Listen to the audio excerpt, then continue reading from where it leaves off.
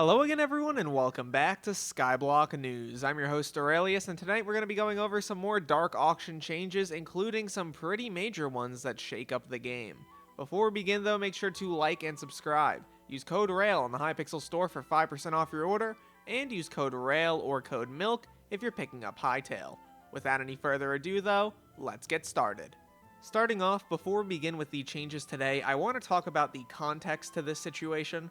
So the admins have been trying to lower the prices of a lot of Dark Auction items seemingly, and in order to do so, they made a change a few days back which lowered the maximum amount of people per Dark Auction lobby from 20 to 12, and lowered the minimum amount from 10 to 5.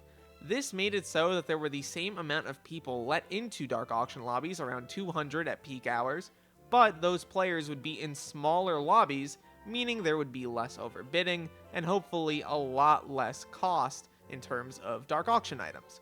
This has seemingly worked a little bit so far. There has been some significant decreases in prices. Stuff like Nether Artifact is down, Parrot Pets are down, and a bunch of other items. Hocus Pocus is down, 8 Ball, etc. Many of these items have decreased.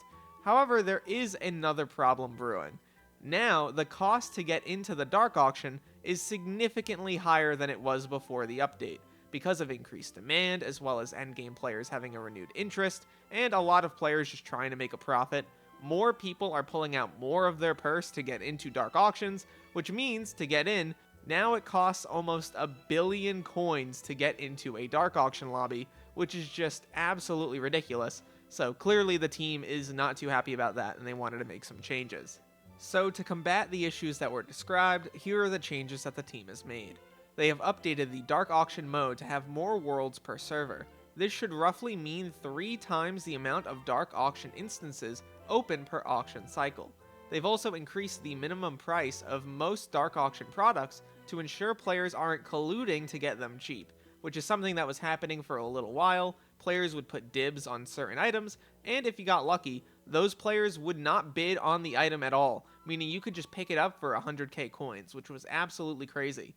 They've also made a change to how Beth generates rewards when she visits the garden, to balance with how often she spawns for her quest. I imagine this is to get around some sort of alt abuse where you would have an alt on your co-op and they haven't done the quest yet, so you get Beth over and over again and you get a ton of rewards. Alright, so taking a look at all of the items as well as their minimum bid values, we can see the Dark Purple Die, the Spirit Mask, the Magic 8 Ball, the Ender Artifact, and the Eccentric Painting Bundle are all at 20 million coins as a minimum bid.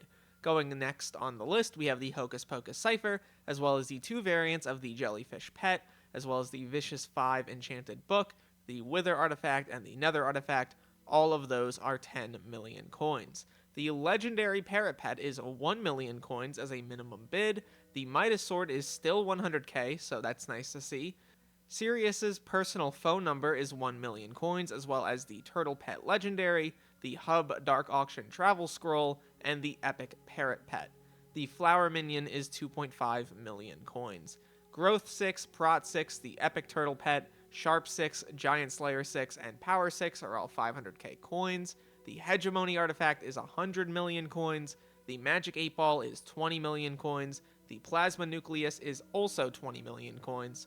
The Enchanted Book Bundle for Big Brain is 10 million, as well as the Enchanted Book Bundle for Vicious. The Sharpness 7, Power 7, Counter-Strike, Prot 7 books are all 10 million coins as well. The Midas Staff is 100k coins, and Growth 7 and Giant Slayer 7 are also both 10 million coins each. Overall, I've got to say, these numbers are very good and very reasonable. I was worried initially when this came out we didn't have the minimum bid values, so I thought many of them were going to either be too high or still too low, and I feel like they went perfectly down the middle for pretty much every single item, which is very nice to see. Wrapping up here, it really does seem like the team is trying to balance out the Dark Auction and make it so that it's a place you can go to maybe get some profit and pick up some good items without breaking the banks of the majority of the player base, which I am in total agreement with.